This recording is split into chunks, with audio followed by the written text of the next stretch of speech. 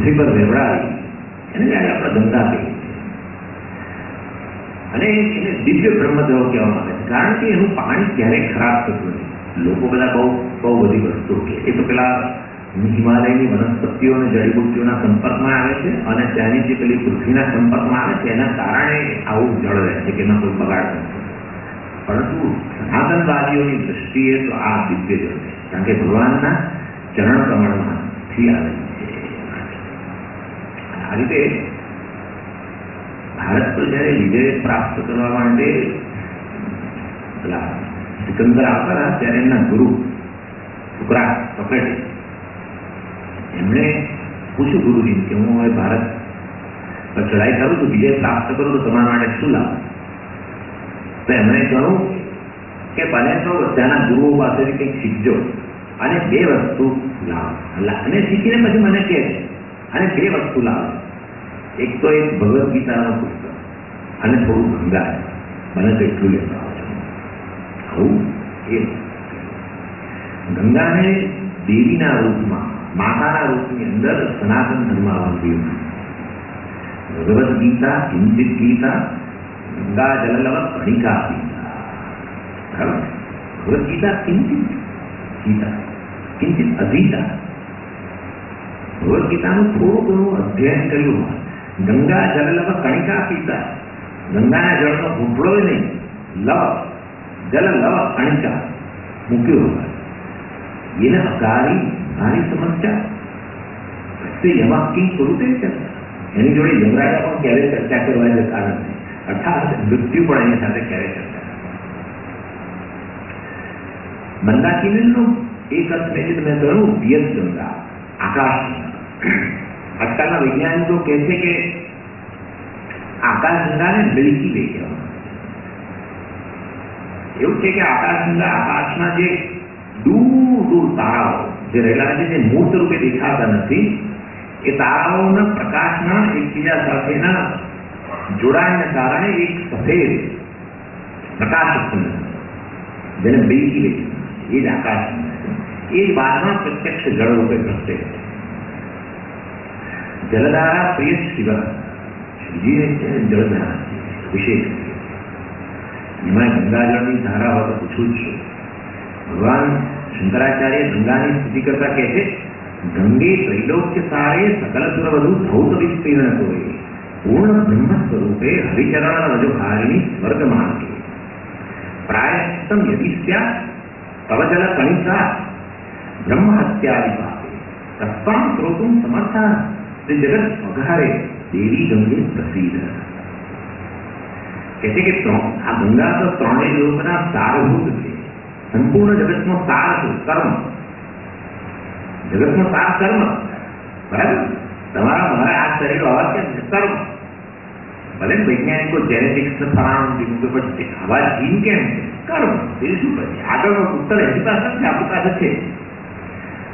વ્યક્તિ સમષ્ટિ કર્મ, સમષ્ટિ કર્મથી જગતની ઉત્પત્તિ, વ્યક્તિ કર્મથી પ્રત્યેક શરીર અને આસપાસ તેના કારણે થતા સુખ દુઃખ. આ જ છે સમગ્ર જગતનો સાર કર્મ છે.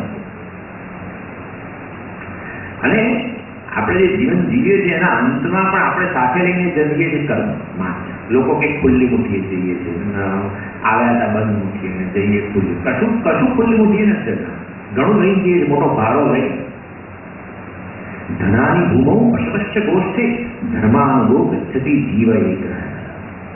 ધનાની ભૂમો, જીવન ધર્મ બધું બહુ પ્રાપ્ત કર્યું. ધનાની ભૂમો એ ભૂમિ પર પડ્યું છે, એટલે કંઈ તૂટેલી બધું છે. એનું ધન આસપાસ ભૂમિ પર વિખરાયેલું પડ્યું છે. અશ્વશ્ચ ગોષ્ઠે એ એમાં પશુઓ પણ ધન કહેવાય. ગોષ્ઠે ગોશા એ પડી ગયા હજારો, કશું જોડે નથી. પરંતુ આ વ્યક્તિ સાથે કંઈક જાય છે. ધર્માનુભવ ગચ્છતિ જીવ એક. ધર્મ એની સાથે કામ પુણ્ય કરવા પૂરું આ વગેરે એની સાથે જણાવો મોટો ભારો બધું અહીંયા જીવ બોલાની સાથે લઈ. એટલે જેમ શેરડીનો સાર જેમ સાકર કહેવાય, ચંદનનો સાર જેમ સુગંધી દ્રવ્ય કહેવાય, ભોજનનો સાર જેમ રસ્ત વગેરે ઉત્પન્ન થયેલું મન, એવી રીતે સમગ્ર સંસારનો સાર કર્મ છે. અને કર્મ અનુસાર જ પોતપોતાના આગલો જન્મ સુખ દુઃખ વગેરે બધું મળે. તો પાપ કર્મ પણ સાર ખરો કે નહીં? હા, સાર છે, પરંતુ એ ગંગા પુણ્ય કર્મ. આવું કે એટલે ગંગે ત્રૈલોક્ય સારે, ત્રણેય લોકનો સાર ગંગા છે, પુણ્ય કર્મ. એના કારણે સકલ કુળ વધુ ધૌત વિસ્તીર્ણ તો હોય, બધા દેવતાઓને એમની વધુઓ પવિત્ર બની શકે. પછી કે છે પૂર્ણ બ્રહ્મ સ્વરૂપે, પૂર્ણ બ્રહ્મ સ્વરૂપે.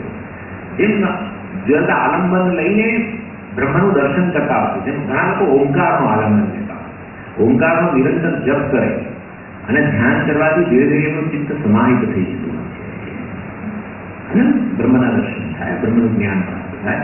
એવી રીતે આ ગંગા દર્શન, ગંગા સ્નાન અને ગંગા જળની અંદર બ્રહ્મ ભાવના. એક મહાત્મા હતા, એક તો ઋષિકેશની અંદર થોડા વર્ષો થયા, હજુ અમને બેહવી છે. એ સમજાવીને જુએ એટલે એમનું હૃદય ઉમટી પડે. અને ભિક્ષા લઈને આવતા હોય, એમાં દાળ હોય, ચટણી હોય, શાક હોય, જે હોય એ તું લઈ ગઈ કે ગંગાની અંદર આમ બોળી અને બહાર કાઢી. વર્ષો સુધી રોજ આપણને એમ થાય કે આ કોઈને પણ આપણા જેવું ના છે, આપણને ખાલી ભેગું કરવાનું હોય કે આ બધું લાડુ દાળ ભાત ને બધું અંદર એક તો આપણને આ તો દોડે ને અંદરનો પ્રેમ, ગંગા પ્રત્યેનો પ્રેમ અંદર એવો છે. અને ગંગાનું જળ ખાસ કરીને તમે શિષ્ય ગુફાની તરફ જાઓ ને ઋષિકેશથી ઉપર, એટલું પવિત્ર ને નિર્મળ જળ, ને એમાં જ આકાશ સ્વચ્છ હોય તો એનો પડછાયો પડે, જાણે અમૃત વહેતું હોય એવું જ લાગે. આવું એ બ્રહ્મની જાણે કે અભિવ્યક્તિ થઈ હોય એવું. આચાર્ય કહે છે પ્રાયશ્ચિતમ યદાસ્યા તવચલિત જલકણિકા બ્રહ્મ હત્યાદિ પાપો. બ્રહ્મ હત્યાનું કોઈ પ્રાયશ્ચિત નથી. આવું છે. બ્રહ્મ હત્યા એટલે બ્રાહ્મણની હત્યા. બ્રાહ્મણની હત્યા બધા આપણે બેઠેલા બધા બ્રાહ્મણો કહેવાય. બ્રહ્મણી ચરતી બ્રાહ્મણ, બ્રહ્મણી એટલે શાસ્ત્ર, જે શાસ્ત્રનું સતત સેવન કરતું એ બ્રાહ્મણ. એવાની હત્યા કરો તો કોઈ પ્રાયશ્ચિત નથી. છતાં કહે છે પ્રાયશ્ચિતમ યદિ સ્યાત, જે પ્રાયશ્ચિત હોય ગંગા જલ કણિકા, એ આ પાપ માટેનું પ્રાયશ્ચિત. અને આ ગંગાજળના આચરણ માત્રથી વૈકુંઠ વાસ. વૈષ્ણવો પણ એ છે, કારણ કે વૈષ્ણવ ભગવાનના પાદોદત્ત છે ને એટલા માટે, એટલે વૈકુંઠ વાસ પ્રાપ્ત. જેનું સ્નાન કરવાની તો વાત જ છે.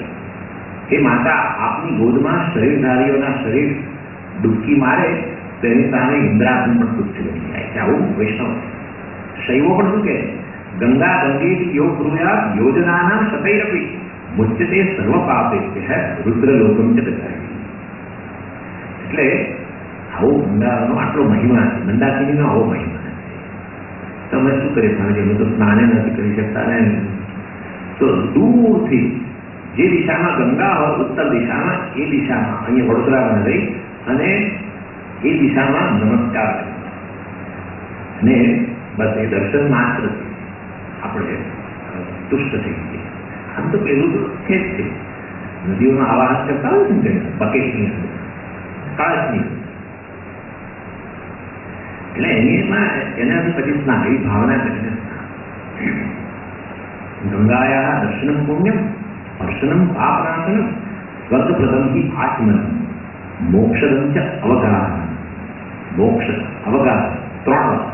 જ્યારે જાઓ ત્યારે તમે સ્નાન કરતા હો તો 3 વાર સ્નાન કરી પછી ગંગા સ્નાન કરો. લોકો તો આ 3 દિવસના પ્રવાસ થઈ જાય, ચલો ફ્રેશ થઈ જાય કરી,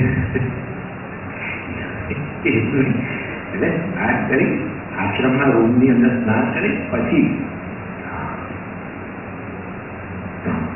અવગાહન, મોક્ષ, આચમનમ સ્વર્ગ, સ્પર્શનમ પાપનાશ, દર્શનમ પુણ્ય.